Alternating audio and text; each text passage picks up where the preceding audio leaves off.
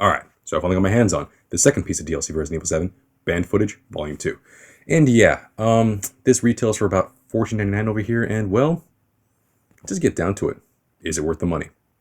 Well, let's find out.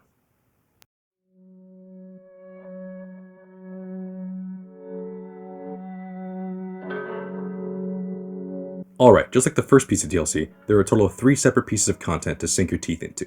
2 episodes, and 1 brand new arcade-style mode. First up, let's talk about the episode, Daughters. This is a story-driven episode that focuses on the moments before the family is taken by Evelyn. Overall, it's a pretty interesting look at how the family used to be before this all started, and how Zoe is thrusted into this nightmare. It's pretty short, but it has some replayability to it, because it has 2 endings. At the very least, you'll play it twice, not just because of the 2 endings, but because how the puzzles are set up in the episode. You'll have to go back and try again. Overall, it's a solid piece of DLC. You travel around the house solving puzzles, and it provides some added lore to the overall story of the house. Not to mention, it's nice to see the family before and after. It caused me to really empathize with them as a whole. Alright, now let's move on to the next episode, 21. This is essentially a mini scenario starring, once again, Clancy. This time, he is in a Saw-like trap where he must play a game of 21 against another opponent. Winner gets to walk away, the loser is not so lucky. For being such a simplistic premise, it actually has some meat to it. It has 3 different difficulty settings, and overall the episode lasts quite a while. If you like card games, this one has some decent replayability to it. Not to mention the tension and up-close gore of this one is pretty brutal to watch. Maybe a turnoff for some, but for gorehounds like me, it's crazy. Bottom line, this is just a simple card game with a nice torture spin to it. If you're a fan of minigames that force you to try your luck at the table, you will enjoy this one, especially since the stakes are far higher than just money. If you aren't, well, then this minigame is fun while it lasts. Alright, finally, let's move on to the last piece of content, Jack's 55th birthday. Okay, first off, I just didn't mention, just like Ethan Must Die in Banned Footage Volume 1, this new mode is not playable in VR. Daughters in 21, you can, but this you cannot. So if you're playing this on PS4 or in the future PC, that is a bummer. Other than that though, how can I explain this mode? Okay, so essentially the premise is you are Mia and it's Jack's 55th birthday. He has a huge appetite and it's your job to feed him, and I mean a lot. You are tasked to go around certain areas in the house to try and find edible items to bring back to him so he can eat, while at the same time killing enemies and racing against a countdown clock.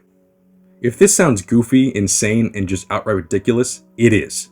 But I'll be damned if I say this ain't fun as hell. It's just a really fun arcade mode. You unlock bonus weapons and abilities the more you play, and you also unlock more maps to play on. It's just a really good time, and while I did thoroughly enjoy the other 2 episodes in this DLC, this is probably my favorite part of the bunch.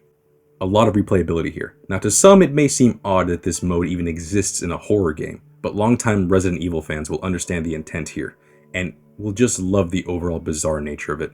Bottom line, it's a lot of fun, and I easily see myself losing hours of my life to this mode.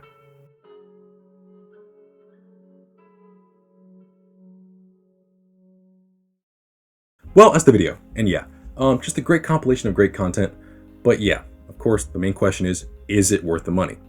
Well, seeing as how the first piece of DLC was $9.99 and this one's $14.99, $5 increase, I can justify it because it does have more replayability. Granted, the episode Daughters is pretty short, but you do have to play through it twice to get the full ending, and 21, I do enjoy it, and I'm probably going to be replaying it again because I enjoy card games, but if you don't, this is, like I said before, one and done.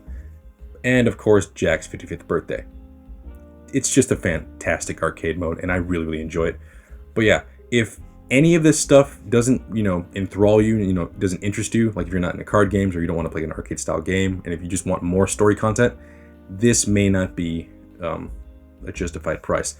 $14.99 is pretty steep, but if you buy the season pass, like me, you already have your money's worth, because the first one's $10, this one's $15, so put that together, already $25. And on top of that, we're getting a 3rd piece of DLC. They just haven't announced it yet, and I'm hoping it's going to be all story DLC. But yeah, I'm hoping to see what that is, and I'm really, really excited to see that. Also, on top of all that, we also have a 4th piece of DLC, which is not a hero. Yes, that's a complete separate piece of DLC, and it's not even in the season pass at all. So this is just 1/3 of the whole thing, and well, it's a great addition. So for $15.99 or for $15 by itself, you got to be really interested in it.